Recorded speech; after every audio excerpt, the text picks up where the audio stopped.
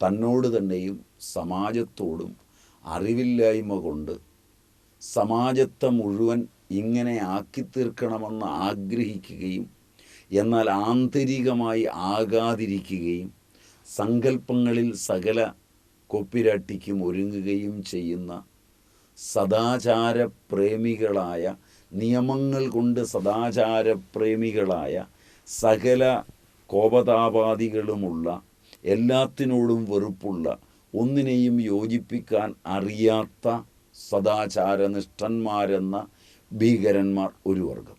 പുറമേ നോക്കിയാൽ അവർ സദാചാരനിരതന്മാരും ഉത്തമന്മാരും ഒരിക്കലും തെറ്റ് ചെയ്യില്ലെന്നുള്ളവരും വളരെ കടുത്ത നിയമങ്ങൾക്കുള്ളിൽ തങ്ങളുടെ ഇന്ദ്രിയങ്ങളെയൊക്കെ പിടിച്ചു നിർത്താൻ ശ്രമിക്കുന്നവരും ആന്തരികമായ തെറ്റുകളിങ്ങനെ നിരന്തരമായി സങ്കല്പിച്ച് ചെയ്യുന്നവരുമായ ഉത്തമന്മാരെന്ന് ലോകരെ കൊണ്ട് പറയിപ്പിക്കുവാൻ ദത്തശ്രദ്ധരായി നിൽക്കുന്ന അധമന്മാർ. ചില കാലങ്ങളിൽ ഇവരുടെ സങ്കല്പം പൂവണിയുമ്പോൾ ഇവരുടെ കുടുംബങ്ങളിലെല്ലാം സദാചാരനിഷ്ഠകൾ വലിച്ചെറിഞ്ഞ് ഇവരോടെതിരായി താന്തോന്നികളായി ഇവരുടെ സദാചാരനിഷ്ഠ ഒന്ന് മാത്രമാണ് ലോകത്ത് സുഖമനുഭവിപ്പിക്കാത്തതെന്ന് ഇവരുടെ കോശങ്ങളിൽ നിന്ന് വളർന്ന കുട്ടികൾ അന്യഥാകാമന്മാരായി വളർന്നു വരുന്നു. നമസ്കാരം സ്വാമിജി. സ്വാമിജി, കഴിഞ്ഞ ദിവസം നമ്മൾ ഒരു ആരോഗ്യത്തിൻ്റെ ഒരു പശ്ചാത്തലത്തിൽ അന്യഥാകാമത്തെക്കുറിച്ച് നമ്മൾ ഏറെ വന്നു. അതിൽ ഏഷണാത്രയങ്ങളെക്കുറിച്ചാണ് നമ്മൾ പറഞ്ഞത്. നമുക്ക് അതുവഴി തന്നെ പോകാമോ സ്വാമിജി? അതിനെ ഒന്ന് ക്രോഡീകരിക്കേണ്ടതുണ്ട്. പറയൂ സ്വാമിജി. നമ്മൾ ശരിക്ക് 10 പാവങ്ങളാണ്, അത് സൂക്ഷ്മത്തിൽ നിന്ന് സ്ഥൂലത്തിലേക്കാണ് നമ്മൾ വികസിപ്പിച്ചു കൊണ്ടുവന്നത്. അതിലേറ്റവും സൂക്ഷ്മമായ തലങ്ങളിലാണ് മാനസിക പാപങ്ങളെന്ന് നമ്മൾ പറഞ്ഞു. അവ വ്യാപാദം, അവിദ്യ, ദൃഗ്വിപര്യം, 3 എണ്ണമാണ് നമ്മൾ പറഞ്ഞത്. അത് കഴിഞ്ഞാൽ വാക്പാവങ്ങളാണ് എന്ന് പറഞ്ഞു. വാക്പാവങ്ങളിൽ പൈശുനം, പരുഷം, അനൃതം, സംഭിന്നാലാപം, 4 വാചിക പാപങ്ങൾ നമ്മൾ പറഞ്ഞു. വീണ്ടുമാണ് നമ്മൾ കായിക പാപങ്ങൾ, ശാരീരികമായി ചെയ്യുന്ന പാപങ്ങളെ എടുത്തത്. അതിലാണ് നമ്മൾ ഹിംസാസ്തേയം, അന്യഥാകാമമെന്ന് 3 എണ്ണം പറഞ്ഞത്. അതിൽ അന്യഥാകാമം പറയുമ്പോൾ വളരെ വാസ്റ്റായിട്ടുള്ള ലോകം എന്ന് പറയുന്നത് തന്നെ കാമമാണ്. സത്യത്തിൽ കാമത്തിൽ വരുന്ന ചലനങ്ങൾ വ്യക്തി, സമൂഹം, അതുപോലെ തന്നെ പ്രകൃതി, ഇവയിലെല്ലാം വ്യക്തിയിൽ നിന്ന് വികസിച്ച് കാമത്തിലേക്ക് വരുന്നതിൻ്റെ 3 ഉറവകളാണ് നമ്മൾ ഏഷണാത്രയങ്ങളിൽ കണ്ടത്. അത് ഒന്ന് പുരുഷന് സ്ത്രീപരവും സ്ത്രീക്ക് പുരുഷപരവുമായ ലൈംഗിക കാമനകൾ, സദാചാരപരവും വ്യവസ്ഥാപിതവും തൻ്റെ വംശവർദ്ധനവിന് പ്രകൃതി ഉള്ളിൽ കയറ്റി വച്ചിരിക്കുന്നതുമായ ഒരു കാമം ജീവജാലങ്ങളിലെല്ലാമുണ്ട്. സസ്യങ്ങളിലുണ്ട്, ജന്തുക്കളിലുണ്ട്, എല്ലാത്തിലുമുണ്ട്. അതിനൊക്കെ ഒട്ടേറെ ആളുകൾ പങ്കാളികളുമാകുന്നുണ്ട്. ഇപ്പം തനിച്ച് ഒരു പൂവിൻ്റെ പുംബീജത്തിന് അതിലെ ഒരു സ്ത്രീബീജവുമായി സംയോജിക്കുവാൻ പറ്റാത്ത വിധത്തിലാണ് സസ്യങ്ങളുടെ സൃഷ്ടി രഹസ്യമിരിക്കുന്നത്. അത് ചാരുത തേടുന്നത് കാറ്റുകൊണ്ടാകാം. പൂക്കൊലകൾ കാറ്റുകൊണ്ടാടുമ്പോൾ പൂമ്പൊടി പറന്ന് ചെന്ന് പറ്റിയിരുന്ന് അത് അതിൻ്റെ ജനി, കേസരം മുതലായവയൊക്കെ ബോട്ടണി പഠിപ്പിച്ചിട്ടുണ്ട്. അപ്പോൾ ആ രീതിയിൽ കാലിക്സ്, കൊറോള, സ്റ്റെയ്മൻസ്, പിസ്റ്റൽ ഇവയൊക്കെ ചേർന്ന് വരുന്ന ഒരു ലോകവും അതിലേക്ക് പോളൻ വന്നിരിക്കുന്നതും അതിൽ നിന്ന് ഇത് ഫൈലോപ്യൻ ട്യൂബിലൂടെ കടന്നു പോകുന്നതും സംയോജിക്കുന്നതും കോശികകളിൽ അവ എങ്ങനെ രൂപാന്തരപ്പെടുന്നു എന്നുള്ളതും അതെങ്ങനെ വളർന്നു വരുന്നു എന്നുള്ളതും ഒക്കെ കാറ്റിനോട് ചിലപ്പം ബന്ധപ്പെട്ടായിരിക്കും. ചിലപ്പം പൂമ്പാറ്റകളോടോ ചിത്ര ശലഭങ്ങൾ എന്ന് പറയുന്ന വർഗത്തോടോ അതുമല്ലെങ്കിൽ തേൻ കുടിക്കാൻ വരുന്ന തേനീച്ചകളോടോ ഒക്കെ ബന്ധപ്പെട്ടായിരിക്കും ഇത് കടന്നു പോകുന്നത്. അപ്പോൾ ശരിക്കും പറയുകയാണെങ്കിൽ അവിടെയൊക്കെ ഒരു ഇണ ചേർക്കുവാനുള്ള ഒരു സംവിധാനം പ്രകൃതി ഉണ്ടാക്കിയിട്ടുണ്ട്. അത് ഒന്ന് അതിൻ്റെ ആഹാരത്തിന് പോകുന്ന കൂട്ടത്തിലായിരിക്കും ഇത് സാധിച്ചെടുക്കുന്നത്. അപ്പോൾ തേനീച്ചയ്ക്ക് തേൻ ആവശ്യമാണ്. ഈ തേനിനെ ആസ്പദമാക്കിയാണ് അതിൻ്റെ വംശവർദ്ധനവ് പ്രകൃതി ഒരുക്കിയിരിക്കുന്നത്. അപ്പം ഇങ്ങനെ വളരെ കണക്റ്റഡ് ആയിട്ടുള്ള, നമ്മൾ നേരത്തെ പറഞ്ഞിരുന്നു ആൽമരത്തിനും മറ്റും ആൽവർഗത്തിൽപ്പെട്ട ചില വണ്ടുകളുണ്ട്, നമ്മൾ വളരെ കൃത്യതയോടെ പറയുകയുണ്ടായി. അപ്പോൾ ഇവയൊക്കെ വഴിയാണ് സാധാരണഗതിയിൽ ആ പ്രക്രിയ നടക്കുന്നത്. ഈ പരിണാമ ശൃംഖലയിലെ ഈ ഇതിഹാസങ്ങളെല്ലാം നമ്മുടെ കോശാന്തരങ്ങളിലുണ്ട്. ഇണ ചേർക്കുവാനും ഇണ പിരിക്കുവാനും എല്ലാമുള്ള വൈകാരികത സംയുക്തമായി മനുഷ്യനിൽ കിടപ്പുണ്ട്. അപ്പോൾ അതിൻ്റെ ഒരു വളരെ വിപുലമായ, വളരെ സങ്കീർണവും സങ്കേതജടിലവുമായ ഒരു ലോകം ശാസ്ത്രം, സാഹിത്യം, കല, ചുറ്റുപാടുകൾ ഇവ വെച്ച് കിടപ്പുണ്ട്. ഇതൊക്കെ ഒരു അറിവ് എന്ന നിലയിൽ നമ്മൾ അന്വേഷിക്കുകയോ പഠിക്കുകയോ അതിനാസ്പദമായി നമ്മെ ഒന്ന് നോക്കിക്കാണുകയോ നമ്മളെ വിലയിരുത്തുകയോ എന്നിട്ട് അതിൻ്റെ മര്യാദയിൽ ജീവിക്കുകയോ അതിൽ നിന്ന് ആരോഗ്യശാസ്ത്രം രൂപപ്പെടുത്തുകയോ നമ്മൾ ചെയ്തിട്ടില്ല. ഒരു നല്ല അളവ് വരെ ആരോഗ്യശാസ്ത്രത്തെ ചുമക്കുന്നവരും ആരോഗ്യശാസ്ത്രത്തിൻ്റെ വക്താക്കളായി രംഗത്ത് വരുന്ന അതിൻ്റെ പ്രചാരകന്മാരും ആരോഗ്യശാസ്ത്രം വിറ്റ് കഞ്ഞി കുടിക്കുവാൻ നടക്കുന്ന കച്ചവടക്കാരും ആരോഗ്യത്തിന് വേണ്ടി ഇവരെ സമീപിക്കുന്നവരും ഇവരെ കൂട്ടിയിണക്കുന്ന ഭരണ സംവിധാനങ്ങളും എല്ലാം അതിദുരൂഹമായ ഒരു അജ്ഞേയതയിലൂടെയാണ് ഇത് കൊണ്ടുപോകുന്നത്. മനുഷ്യനെ ഏതാണ്ട് വളരെ ഉയർന്ന ജീവിയാണെന്നും അവന് വളരെ ഉയർന്ന സംസ്കാരമുണ്ടെന്നും ഒക്കെ സങ്കല്പിച്ച് അതാദ്യം പ്രതിഷ്ഠിച്ചു വച്ചിട്ടാണ് ആ സംസ്കാരമില്ലാത്തവന്മാരായ നാം എല്ലാം ഇതിവൃത്ത രചന നടത്തുന്നത്.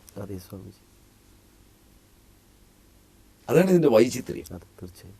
ഇപ്പോൾ ഒരു ചെടിയുടെ ജീവിതം എടുത്തു കഴിഞ്ഞാൽ നമുക്ക് കാണാവുന്ന ഏറ്റവും പ്രധാനപ്പെട്ട കാര്യം എന്താണെന്ന് വെച്ചാൽ, പാടത്ത് നെല്ല് അത് പൂവിടാൻ തുടങ്ങുന്ന സമയത്ത് ഒരു കാറ്റ് വന്നില്ല എങ്കിൽ പതിരായിട്ട് മുകളിൽ നിൽക്കും. ഇത് പാല് ഉറച്ച് കഴിയുമ്പോഴേക്ക് ആ പാല് പാഴി കുടിക്കുന്നതിനേക്കാൾ വളരെ പ്രധാനപ്പെട്ടതാണ് ഒരു മന്ദമാരുതൻ. പരസ്പരം ഇതിൻ്റെ കൊലകൾ ഇളകുകയും മൂവുകയും ചെയ്യുമ്പോഴാണ് ഇതിൻ്റെ ഫെർട്ടിലൈസേഷൻ നടക്കുന്നത്. അപ്പോൾ ഇതിനൊരു ബാഹ്യശക്തിയുടെ ഇടപെടൽ അവിടെ അനിവാര്യമാണ്. ഇതേത് ചെടിയെ നോക്കിയാലും നമുക്ക് കാണാം. അതെ സ്വാമിജി. അല്ല, നേരത്തെ ആ പൂവിൻ്റെ കാര്യം പറഞ്ഞു, എൻ്റെ മനസ്സിൽ ഇപ്പോൾ അത് കുടുങ്ങിക്കിടന്നു. ഞാൻ പറഞ്ഞില്ലെങ്കിൽ അത് അവിടെ കിടക്കും.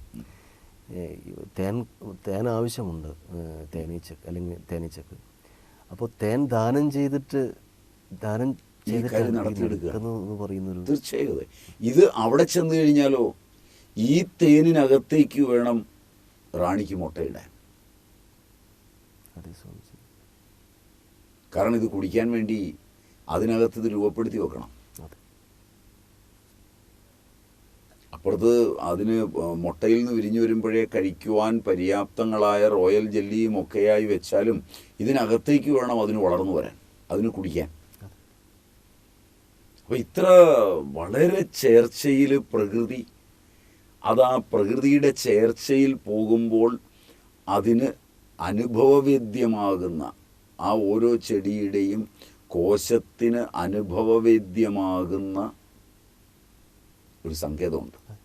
അതിൻ്റെ വാസന, അതിൻ്റെ ഉള്ളിലെ വികാരങ്ങൾ, ഇവയെ സാംശീകരിച്ചുകൊണ്ട് അതെല്ലാം സമഗ്രമായി ചേർത്ത് ഒരാനന്ദമാണ് ഈ ചേർച്ചയിൽ അത് അനുഭവിക്കുന്നത്. ഇതിൻ്റെ താളക്രമം ഒന്ന് തെറ്റിയാൽ അതിൽ രൂപാന്തരപ്പെടുന്ന ഈ ചേർച്ചയുടെ വൈകാരികത അതിൻ്റെ സെൻസോറിയത്തിൽ, ന്യൂറോണിയത്തിൽ, മോട്ടോറിയത്തിൽ എന്തെല്ലാം സംഭ്രമമുണ്ടാക്കും. ആ സംഭ്രമങ്ങൾ വെറുമൊരു ലൈംഗികതയുണ്ടാക്കുന്ന, കാമമുണ്ടാക്കുന്ന സംഭ്രമം അവൻ്റെ ന്യൂറോണുകളെ ബാധിക്കുമ്പോൾ, ഓർമ്മയെ ബാധിക്കുമ്പോൾ, അവൻ പഠിച്ചതിനെ ബാധിക്കുമ്പോൾ ആ ചെടി എത്ര പകയുള്ളതായി, എത്ര വിഷം വമിപ്പിക്കുന്നതായി, എത്ര സങ്കേത പ്രശ്നങ്ങൾ ഉണ്ടാക്കുന്നതായി രൂപാന്തരപ്പെടും എന്ന് പഠിക്കുക എന്നുള്ളതാണ് വൈദ്യശാസ്ത്രത്തിൻ്റെ മൂലസ്രോതസ്സുകളിൽ മുഖ്യമായിട്ടുള്ളത്. ശാന്തമായി അനുഭവിക്കുന്ന ഒരു ലൈംഗികതയുടെ അത്യാനന്ദമുണ്ടാകുമ്പോൾ ചുറ്റുപാടുകളിലേക്ക് അത് പ്രസരിപ്പിക്കുന്ന മാനസികവും ശാരീരികവുമായ തരംഗങ്ങളും മര്യാദകളുമാണ് ലോകത്തിൻ്റെ ശാന്തിയുടെ ആധാരം. ഇങ്ങനെയൊരു അനിവാര്യത ഫോം ചെയ്ത് വരുന്ന സമയത്ത് ചുറ്റുപാടുകളിലെ പല ഘടകങ്ങളും അതിനനുഗുണമായ രീതിയിൽ വരുന്നു എന്നുള്ളത് അതും വളരെ അങ്ങനെ വരുമ്പോഴായി ശാന്തി ഉണ്ടാകുന്നത്. തീർച്ചയായും സ്വാമിജി, ഇവിടേക്കാണ് ന്യായയുക്തമല്ലാത്ത ഒരു കാമം, ഒരു അന്യഥാകാമം കടന്നു വരുമ്പോൾ, തെറ്റായ ഒരു കാമം കടന്നു വരുമ്പോൾ അത് ഈ കോശങ്ങളെ മുഴുവൻ വികലമാക്കുന്നുണ്ട്. ഇതിനനുസരിച്ചുള്ള കോപം, താപം, വെറുപ്പ്, അസൂയ, വികാരങ്ങളെല്ലാം ഉണ്ടാകുന്നുണ്ട്. ഒരർത്ഥത്തിൽ പറഞ്ഞാൽ നമ്മൾ വ്യാപാദത്തിൽ ആരംഭിച്ച് ഹിംസ, സ്ഥേയം, അന്യഥാകാമമെന്ന ശാരീരിക പ്രശ്നങ്ങളിൽ വന്ന് നിൽക്കുമ്പോൾ യഥാർത്ഥത്തിൽ ഈ അന്യഥാകാമത്തിലാണ് ബാക്കിയുള്ള പാപങ്ങളുടെ മുഴുവൻ ബീജം കിടക്കുന്നത്.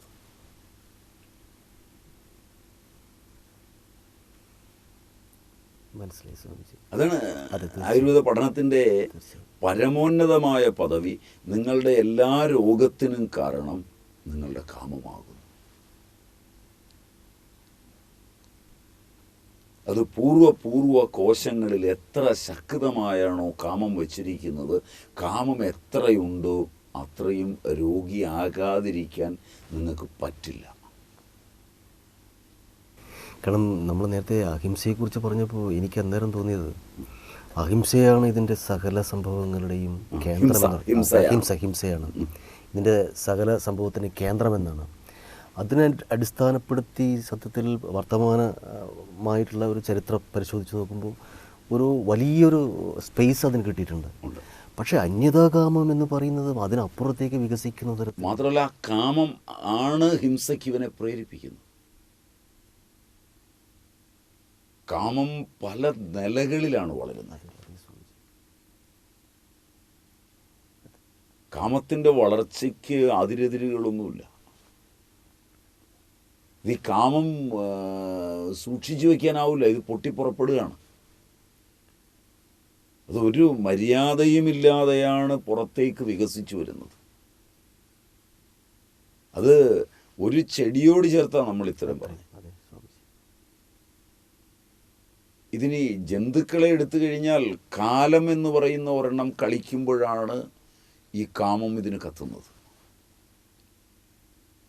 കണ്ണിൻ്റെ ചലനങ്ങൾ നമ്മുടെ കാമത്തിൻ്റെ ചലനങ്ങളാണ്. കണ്ണ് ചലിക്കുമ്പോൾ നമ്മൾ അറിയണം, നമ്മളിൽ കാമത്തിൻ്റെ വേഗതയുണ്ടെന്നറിയണം. ഒരാഗ്രഹത്തിൽ നിന്ന് അടുത്ത ആഗ്രഹത്തിലേക്ക് ആന്തോളനം ചെയ്യുമ്പോൾ ആപേക്ഷികമായി നമ്മുടെ കോശത്തിൽ വരുന്ന സ്പന്ദനത്തിൻ്റെ ഒരു അളവുകോലാണ് നമ്മുടെ കണ്ണിൻ്റെ ഇണ ചലിക്കുന്ന അക്ഷി നിമിഷം. കാലത്തെ നിർണയിക്കുന്നത് കാമം മാത്രമാണ്, ഒരു കറങ്ങുന്ന സൂചിയല്ല. നമുക്ക് ബാഹ്യമായൊരു സൂചിയെക്കുറിച്ച് മാത്രമേ അറിയുള്ളൂ. നമ്മൾ ശരിക്കും ഉപാസിച്ചറിഞ്ഞാൽ നമ്മുടെ കാമത്തിൻ്റെ ടൈം കോശത്തിൽ കണക്ക് കൂട്ടുകയാണെങ്കിൽ, നമ്മൾ നേരത്തെ പറഞ്ഞിട്ടുണ്ട് 20 ട്രില്യൺ കർമ്മങ്ങളാണ് കോശം ഒരു സെക്കൻഡ് ചെയ്യുന്നത്. അപ്പം ഈ കർമ്മം എല്ലാം ചെയ്തു കൂട്ടുന്നത് കാമം അകത്തേക്ക് ചെന്നിട്ടാണ്. ഇച്ഛ കൊണ്ടാണ് ഈ കർമ്മങ്ങൾ മുഴുവൻ നടക്കുന്നത്. അപ്പോൾ നിരന്തരമായ കാമത്തിൻ്റെ പ്രസരണം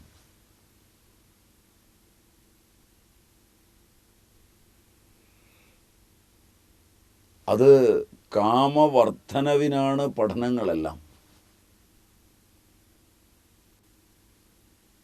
തിരിച്ച് കാമശാന്തിക്കൊരു പഠനമില്ല.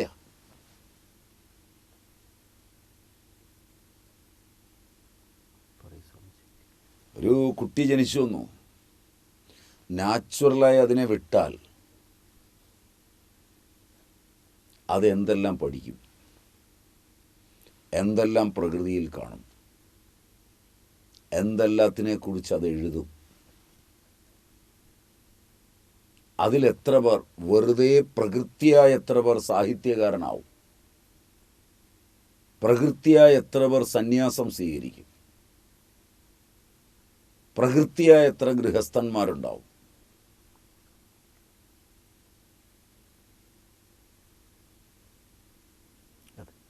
ഇതെല്ലാം ഉണ്ടാക്കിയെടുക്കുന്നതിനുള്ളൊരു വ്യവസ്ഥാപിത സമൂഹമുണ്ടോ? തീർച്ചയായും ഉണ്ടെങ്കിൽ ആ വ്യവസ്ഥാപിത സമൂഹത്തെ നിയന്ത്രിക്കുന്നത് എന്താണ്? നമ്മൾ ഇതുവരെ പറഞ്ഞു വന്നതിനെ അടിസ്ഥാനപ്പെടുത്തി പറയുമ്പോൾ കാമമാണ്. കാമമാണ്. അവിടെയാണ് ഈ അശാന്തിയുടെ മുഴുവൻ താക്കോലിരിക്കുന്നത്. അതെ സ്വാമിജി. വളരെ കാമത്തോടുകൂടി വീടുണ്ടാക്കുന്ന ഒരു ആൾ, കാമത്തോടുകൂടി രാഷ്ട്രങ്ങൾ കെട്ടിപ്പടുക്കുന്നയാൾ, പാർട്ടികൾ ഉണ്ടാക്കുന്നയാൾ, ഇവരെല്ലാം പറയുന്നത് ജനതയ്ക്ക് വേണ്ടി, ലോകത്തിന് വേണ്ടി എന്നൊക്കെയാണ്. ജനനന്മക്ക് വേണ്ടി എല്ലാം അതെ, നമുക്ക് സമ്മതവുമാണ്. അവരുടെ ഒന്നും വാദം നമ്മളെ എതിർക്കുന്നില്ല. കാരണം നമുക്ക് അവരാരും ശത്രുക്കളല്ല. അതെ സ്വാമിജി. പക്ഷെ നമ്മൾ സൂക്ഷ്മമായി നോക്കിക്കാണുകയാണെങ്കിൽ ഇത് ഇവരിൽ ഉൽപ്പന്നമായ കാമത്തിന് ഇവർ സാർവലൗകികത നൽകുകയാണ് ചെയ്യുന്നത്.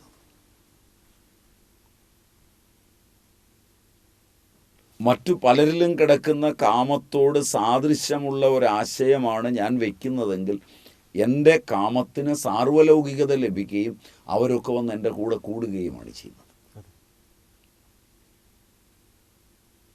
അവരെയെല്ലാം ഉപയോഗിച്ച് സാധിക്കാനുള്ള ഓരോ മൂലയിൽ നിന്നുമുള്ള കാമങ്ങൾ അവർക്ക് ഇരയായി കൊടുത്തുകൊണ്ട് അതിനെ ആസ്പദമാക്കി എനിക്ക് സാധിച്ചെടുക്കാനുള്ളത് ഞാൻ യോജിപ്പിച്ചുകൊണ്ടും അതിനെല്ലാം അപ്പുറം എനിക്ക് മാത്രമായി ലഭിക്കേണ്ടത് അതീവ രഹസ്യമായി വെച്ചുകൊണ്ടും പോകുമ്പോഴാണ് ലോകം കാണുന്ന അന്തർസംഘർഷങ്ങളും യുദ്ധങ്ങളും കോലാഹലങ്ങളും നടക്കുന്നത്. ഇതാണ് നമുക്ക് സമന്വയിക്കേണ്ട ബിന്ദു. അതെ സ്വാമിജി. അത് മനസ്സിലായി സ്വാമിജി. തീർച്ചയായും അവിടെയാണ് ഒരു ജന്തുവിൽ നിന്നൊരു സസ്യത്തിൽ നിന്ന് നമുക്ക് വ്യത്യാസം വരുന്നത്. ജന്തുക്കളുടെ കാലത്തെക്കുറിച്ച് പറയുമ്പോഴാണ് നമ്മളിങ്ങോട്ട്. അതെ, ജന്തുക്കളെ സംബന്ധിച്ചിടത്തോളം ഒരു കാലഗണന വരുമ്പോഴാണ് ഇവയുടെ സ്മൃതിയിൽ ചുറ്റുപാടുകളൊന്ന് മാറുക. കാലം മാറുമ്പോൾ പ്രകൃതി മാറും, അതായത് ഋതുക്കൾ മാറും. ആ ഋതുക്കളിൽ മാത്രമാണ്, അല്ലെങ്കിൽ ചില ദിനങ്ങളിൽ മാത്രമാണ് അവയ്ക്ക് വികാരങ്ങൾ ഉണ്ടാകുന്നത്, കാമവികാരങ്ങൾ ഉണ്ടാകുന്നത്. ഇണചേരുവാനുള്ള ത്വരയൊക്കെ ഉണ്ടാകുന്നത്. അപ്പോൾ കാമത്തെ ഇങ്ങനെ പരമ്പരാഗതമായി ഒരു അനുഷ്ഠാനപരമായി ഒരു സൂക്ഷിച്ചു വെക്കപ്പെട്ട പോലെ അല്ലേ സ്വാമിജി? അതായത് കാമം എന്ന് പറയുന്നതിന് ഒരു ഭാഗത്ത് സദാചാരപരങ്ങളായ നിയമങ്ങൾ, അതനുസരിക്കാൻ തത്രപ്പെട്ട് അതിനുള്ളിൽ തന്നെ ബലിഷ്ഠമായി പിടിച്ചു നിർത്തി കോപതാപാദികളിൽ പെടുന്ന ഉന്നതാദർശം പുലർത്തുന്ന ഭീകരന്മാർ, തന്നോട് തന്നെയും സമാജത്തോടും അറിവില്ലായ്മ കൊണ്ട് സമാജത്തെ മുഴുവൻ ഇങ്ങനെ ആക്കിത്തീർക്കണമെന്ന് ആഗ്രഹിക്കുകയും എന്നാൽ ആന്തരികമായി ആകാതിരിക്കുകയും സങ്കല്പങ്ങളിൽ സകല കൊപ്പിരാട്ടിക്കും ഒരുങ്ങുകയും ചെയ്യുന്ന സദാചാരപ്രേമികളായ, നിയമങ്ങൾ കൊണ്ട് സദാചാരപ്രേമികളായ, സകല കോപതാപാദികളുമുള്ള, എല്ലാത്തിനോടും വെറുപ്പുള്ള, ഒന്നിനെയും യോജിപ്പിക്കാൻ അറിയാത്ത സദാചാരനിഷ്ഠന്മാരെന്ന ഭീകരന്മാർ ഒരു വർഗം. ഇത് ക്ലിയറായി മനസ്സിലായി സ്വാമിജി. സദാചാര ഭീകരന്മാർ. മനസ്സിലായി? മനസ്സിലായി സ്വാമി. പുറമേ നോക്കിയാൽ അവർ സദാചാര നിരതന്മാരും ഉത്തമന്മാരും ഒരിക്കലും തെറ്റ് ചെയ്യില്ലെന്നുള്ളവരും വളരെ കടുത്ത നിയമങ്ങൾക്കുള്ളിൽ തങ്ങളുടെ ഇന്ദ്രിയങ്ങളെയൊക്കെ പിടിച്ചു നിർത്താൻ ശ്രമിക്കുന്നവരും ആന്തരികമായ തെറ്റുകളിങ്ങനെ നിരന്തരമായി സങ്കല്പിച്ച് ചെയ്യുന്നവരുമായ ഉത്തമന്മാരെന്ന് ലോകരെ കൊണ്ട് പറയിപ്പിക്കുവാൻ ദത്തശ്രദ്ധരായി നിൽക്കുന്ന അധമന്മാർ.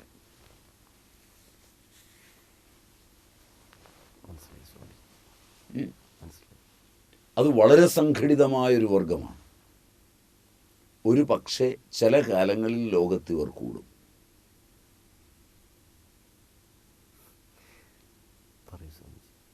ചില കാലങ്ങളിൽ ഇവരുടെ സങ്കല്പം പൂവണിയുമ്പോൾ ഇവരുടെ കുടുംബങ്ങളിലെല്ലാം സദാചാരനിഷ്ഠകൾ വലിച്ചെറിഞ്ഞ് ഇവരോടെതിരായി താന്തോന്നികളായി ഇവരുടെ സദാചാരനിഷ്ഠ ഒന്ന് മാത്രമാണ് ലോകത്ത് സുഖമനുഭവിപ്പിക്കാത്തതെന്ന് ഇവരുടെ കോശങ്ങളിൽ നിന്ന് വളർന്ന കുട്ടികൾ അന്യഥാ കാമന്മാരായി വളർന്നു വരുന്നു. ഭരണാധികാരികൾ സാത്വികങ്ങളായ കർമ്മങ്ങൾ ചെയ്തു എന്ന് അവകാശപ്പെടുന്ന പരിഷ്കൃതാശയന്മാർ, സാമൂഹ്യ പരിഷ്കർത്താക്കൾ, അവരുടെയൊക്കെ പുത്രന്മാർ, പുത്രികൾ, അവരുടെയൊക്കെ ശിഷ്യന്മാർ മുതലായവർ അവരുടെ കാലമങ്ങ് കഴിയുമ്പോഴേക്ക് അവർ പറഞ്ഞ ആശയങ്ങളെ തന്നെ മുമ്പിൽ വയ്ക്കുകയും അതേസമയം അവരുടെ കോശങ്ങളിലിരുന്ന കാലത്ത് അസംതൃപ്തമായ ആ കോശങ്ങൾ പുനർജനിച്ചിട്ട് സകല തമ്മാടിത്തരങ്ങളും അവരുണ്ടാക്കിയ നന്മയെ മുമ്പിൽ വെച്ച് വില കൊടുത്തു വാങ്ങി അനുഭവിക്കുവാനും ആ സ്ഥലങ്ങളെ വൃത്തികേടാക്കാനും ഉള്ളവരെ സൃഷ്ടിച്ചിട്ട് മാത്രമേ ഉത്തമന്മാർ പിന്തിരിഞ്ഞു പോയിട്ടുള്ളൂ എന്നുള്ളത് ചരിത്രത്തിൻ്റെ പാരമ്പര്യ പ്രസിദ്ധമായ അറിവിൽ പ്രഥമവും പ്രധാനവുമാണ്. അന്യഥാകാമത്തിൻ്റെ ശക്തി അത് അതിൻ്റെ ആഴത്തിൽ, അതായത് ഉത്തമയായ ഒരമ്മ പതിവ്രതാരത്നമായി ജീവിക്കുന്നത് അവരുടെ സ്വഭാവേനയുള്ള പ്രകൃതി അല്ലെങ്കിൽ നിയമനിയന്ത്രിതമായി നിന്നുകൊണ്ടാണെങ്കിൽ അവരോട് പൊരുതുന്ന അവരുടെ ഉള്ളിലെ കോശങ്ങൾ അവർക്ക് ചെയ്യാൻ പറ്റാത്തത് സ്വാതന്ത്ര്യത്തോടെ മക്കളുടെ തലമുറയിൽ ചെയ്ത് കാണുവാൻ ആഗ്രഹിക്കുന്ന ആ കോശങ്ങൾ പരിണമിച്ചാണ് മക്കളുണ്ടാകുന്നത്. സർവ്വതാന്തോന്നികളായ മക്കൾക്ക് ആ താന്തോന്നിത്തത്തിന് താലോലിക്കൽ നൽകുകയും അവരെ ലോകത്തിൻ്റെ മുമ്പിൽ നിന്ന് മറച്ചുവെക്കാൻ ശ്രമിക്കുകയും അവരുടെ ചെയ്തികളെ ന്യായീകരിക്കുകയും അവർക്കുള്ള പണവും മറ്റ് സൗകര്യങ്ങളും സാഹചര്യങ്ങളും ഈ താന്തോന്യത്തിന് കൊടുത്ത് സന്തോഷിക്കുകയും അതേസമയം താനത് ചെയ്യാതിരിക്കുകയും താൻ എന്താണ് ചെയ്യേണ്ടത് ഇത്തരമൊരവസ്ഥയിലെന്ന് മറ്റുള്ളവരുടെ മുമ്പിൽ വിലപിച്ച് കാണിക്കുകയും മക്കളായി പോയില്ലേ എന്നൊക്കെ പറയുകയും അതേ സമയത്ത് ഗുഹ്യമായി അതിൽ സന്തോഷിക്കുകയും ചെയ്യുന്ന സദാചാരനിഷ്ഠന്മാരുടെ ഭീകരതയാണ് ലോകത്തെക്കാലത്തെയും ഏറ്റവും വലിയ ഭീകരതയായി വളർന്നു വന്നിട്ടുള്ളത്. ഇത് ശരിയാണെന്ന് തോന്നുക മാത്രമല്ല സ്വാമിജി, ശരിയാണ്. കാരണം പല ശ്രദ്ധേയരായവരുടെ മക്കളുടെ ഒരുപാട് ചരിത്രങ്ങൾ നമുക്ക് വായിക്കാനുമുണ്ട്, നമുക്ക് കാണാനുമുണ്ട് സ്വാമിജി. ഇവിടെയാണ് അപ്പോൾ ഇവരാഗ്രഹിച്ചത് എന്താണ്? ഇവരെന്തിനാണ് ഇത്രയും കാലം മസിൽ പിടിച്ചത്? എന്തിനാണ് സദാചാരനിഷ്ഠയുണ്ടെന്ന് ലോകത്തെ ബോധ്യപ്പെടുത്തി ഇവർ ഈ സമ്പാദിച്ചതല്ല?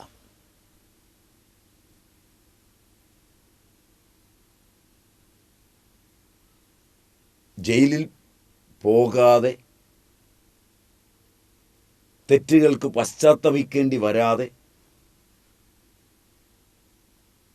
അനാവശ്യമായി പണം മുടക്കാതെ തൻ്റെ കുറേ കോശങ്ങളെ മക്കളാക്കി ജനിപ്പിച്ച് താനുണ്ടാക്കിയ സദാചാരനിഷ്ഠയുടെ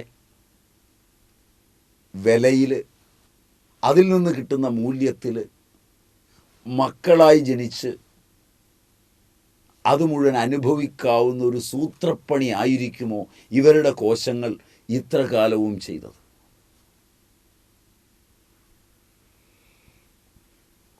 ആണ് എന്ന് പറയേണ്ടി വരും സ്വാമി. കോശങ്ങൾക്ക് പാരമ്പര്യ പ്രസക്തി ഉണ്ടെങ്കിൽ ജനിക്കുന്നത് താൻ തന്നെയാണ് ആണ് എങ്കിൽ അതിൻ്റെ ഉത്തരവാദിത്വം തനിക്കുണ്ടെങ്കിൽ പാരമ്പര്യത്തിൽ ചേർത്തു വെച്ച് സദാചാരം കാണുമ്പോഴല്ലാതെ സദാചാരത്തെ ലോകം അംഗീകരിക്കാമോ? പാരമ്പര്യത്തിൻ്റെ നീണ്ട പരമ്പരയിൽ നിന്നൊരു കണ്ണിയെ അടർത്തി മാറ്റി ആ കണ്ണി ഉത്തമമാണെന്ന് പറയുന്നത് ഉത്തമമായിരിക്കുമോ? അവൻ അതിൻ്റെ ഇടയിലെ കണ്ണിയായി നിന്നുകൊണ്ട് ഇവയെല്ലാം കാണിക്കുവാനും എന്നാൽ കാണിക്കുന്നത് അന്യനിൽ നിന്ന് മറയ്ക്കുവാനും അന്യരുടെ സ്നേഹ ബഹുമാനങ്ങൾ ഈ തെമ്മാടിത്തരത്തെ മറച്ചുവെച്ച് ആസ്വദിക്കുവാൻ പര്യാപ്തമായ അന്തരീക്ഷമുണ്ടാക്കുവാനും മാത്രമായിരിക്കില്ലേ ഇവൻ കാണിച്ച നന്മകൾ എന്നാണ് ആലോചിക്കേണ്ടത്.